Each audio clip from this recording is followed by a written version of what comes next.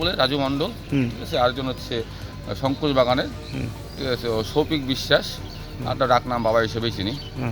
আরেকজন বাবাই আরেকজন ডাকনাম বললাম।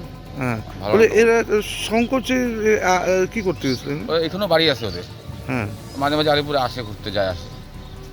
ওদের পরে কি জানতে পারলা কোথায় নিমতির দিকে যাচ্ছিল? তা কিছু বলতে পারবো না, আমি তো ফোন আসলো একজনের, তাও কুমারগ্রাম থানার ড্রাইভার থেকে কোথায় ফোন আসলো বোধ হয়।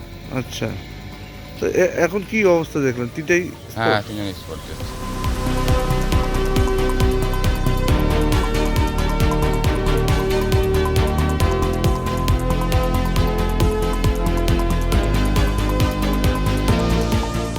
আমি ঘুমাইছিলাম, তখন বলছে কি গাড়ি অ্যাক্সিডেন্ট হয়েছে আমাদের এই যে গরম বস্তি কিনে।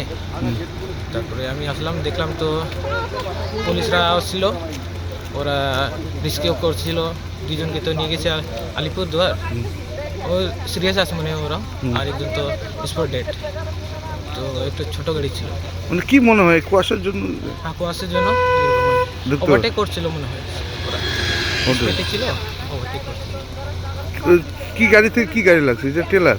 এই টেলারি বড় গাড়ি, মানে বলতেছিল কি ওদের বাঁচানোর জন্য এরা ওইদিকে ঢুকে গেল, আর যে মারছে ও গাড়ি পালাই গেল, ভালো গেছে। পালাই গেছে, ওইরকম শুনলাম আমি।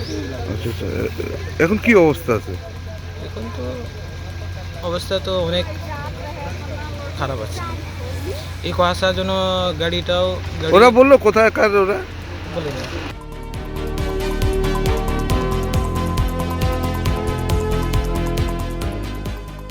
আমরা তো গাড়ি নিয়ে যাচ্ছিলাম, গাড়ি নিয়ে যাওয়ার সময় দেখলাম যে এই জায়গায় একটা লাইট ট্রাক আর এই 4 চাকা সংঘর্ষ হয়েছে।